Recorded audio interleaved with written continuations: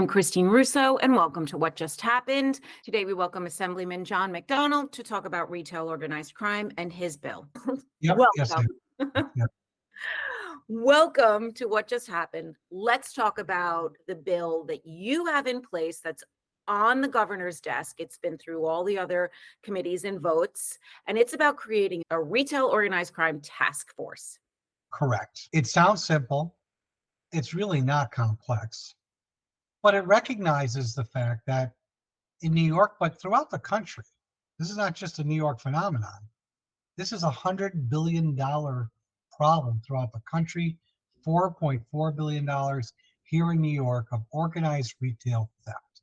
And basically, the task force, which has a period of time, it's almost a 1.5 to 2 year period to come together and put together the thoughts and ideas.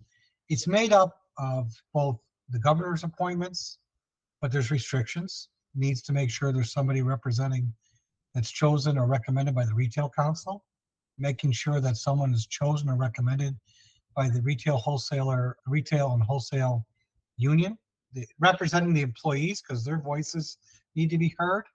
So you have employers, you have the employees, the leadership in the Assembly and the Senate, both Republican and Democrat. That's a change I made to the bill.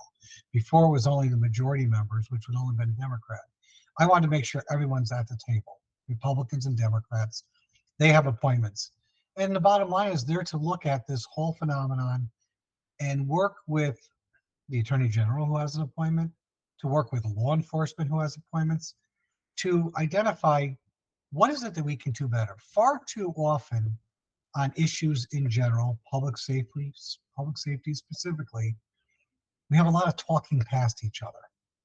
Oh, it's local level. Oh, it's a state issue. It's a federal issue. It's a county issue. Well, you know what? Let's get all the players in the room. Let's get them organized. Let's try to address this, because at the end of the day, the initial reaction is, geez, it's unfair to the businesses. That's true.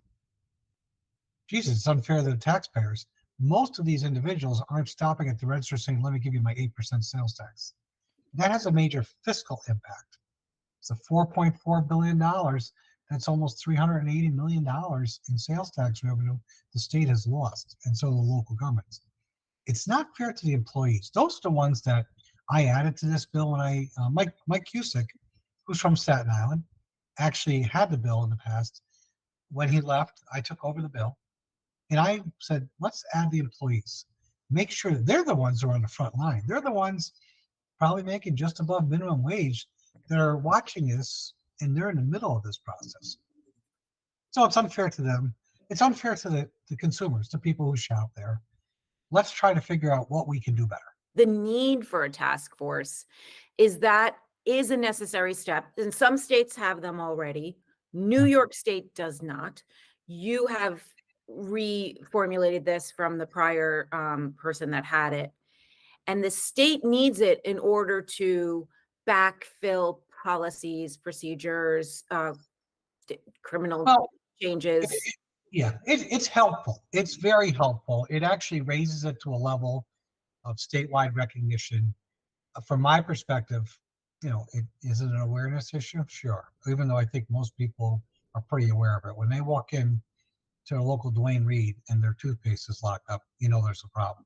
However, I think raising the awareness, getting everybody focused on it is important. And at the same token, that should not preclude other well-researched efforts going forward, because we should be able to walk and chew gum at the same time on this issue. The U.S. Chamber of Commerce, the Retail Council, Chambers of Commerce is in my area, have been circulating a lot of documents on this. And you're right, there's a couple other states that have done this. It's been productive. It's helped get people hyper focused or laser focused on the proper solutions. But more importantly, and this is what's a key missing element in government today, it's got everybody talking to each other, trying to work in the right direction.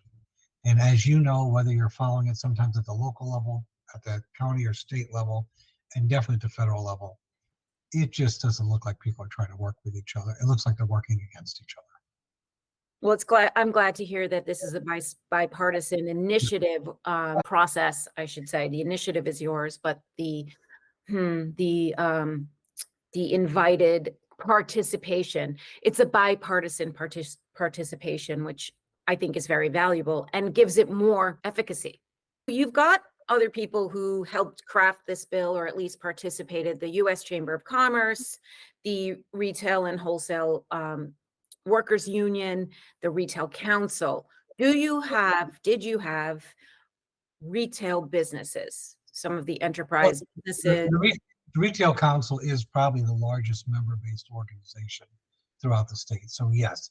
And the other part, which the task force references but doesn't highlight too much, we also got to make sure that the states attorney generals know that there's federal laws out there, particularly with online commerce. I was on a webinar about organized retail crime, and a key member of the panel was a person from Homeland Security, which surprised me. And I think it would surprise people listening to hear that this is actually at the federal level. But one thing that was apparent, and I posed the question, is everything is reactionary. So it shows up in those selling platforms or in someone's home, and they are stinging and raiding and catching and breaking down those rings. It's just so all over the place and so rampant that the way that they're stopping it is by stopping the sale of it's almost like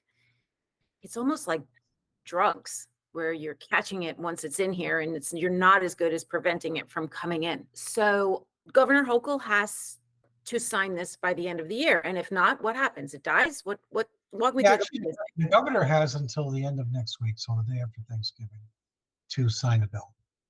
So she will either sign it into law, which is called a chapter, or she'll veto it.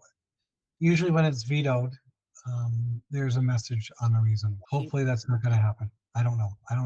I've had conversations with them. I think the only concern that comes up is there's a feeling, and once again, the governor has only been in office. I mean, really, this is her first full year as an elected governor. I know that one of the expressions from her or her staff has been, I don't know if we want to wait that long to do a study. We need to do something now. I will not disagree with that comment. The question is, what does that mean? So, is it action? If it's action, what is that action? And let's make sure it's realistic, because the legislature is its own creature. Sometimes things don't move as quickly. That's why the study is helpful, because we can point to evidence and science to help provide a way forward. So we'll see where it ends up. I'm doing my part. I've been talking to the governor's staff about it, making sure they understand the intention. The issue is the same whether it's New York City or my little hometown of Cohoes of 18,000 people. You have people walking in stealing things in broad daylight with absolutely no remorse or not even an afterthought that this might not be acceptable. We got to deal with this. And we have to make sure that the employee on the front line is safe. That's, to me, turning out to be a more critical aspect of really a lot of different issues. Okay, let's spend the last couple minutes talking about the safety factor. As I mentioned, the senator wants to make it a Class D felony in just the same vein as other essential workers. How do you argue against, this is not how do you argue, but how does one argue against, it was okay that you were an essential worker during this one period, but you're actually not for this other request? Yeah, no, I think, the intention of the senator's bill is laudable, and quite frankly, no one disagrees with this. The challenge is it going to have an impact? We've made these changes for MTA staff. We've made this for housing staff. And part of me says, well, then everyone should be treated the same. So that supports what the senator is proposing. And then the other question that I always have to go back to, and this is because I ran a business for 30 years, I ran a city for 13 years. It's great to say you're going to do something. The question you always have to ask yourself is it going to be effective? And I don't know. Nothing has demonstrated that it is. So that's the challenge we have. I've been around for a while. There are just people who are really bad, and there are people who are living in bad situations that need guidance. So we got to be able to discern through that. Our court system has always tried to be sensitive to that. I think it still is, and that's fine too. But we got to stop the insanity. Well, I'll be watching closely if it gets signed, and you said it has to be signed the day after Thanksgiving. So we'll see where it goes, and I'm wishing it well. You've done a lot of hard work and good work on it, and I really appreciate your time. Thanks, Christine. You have a great weekend, okay? Thanks, Assemblyman McDonald, and have a great Thanksgiving. You too. Bye-bye. Thank you for watching. This is Christine Russo.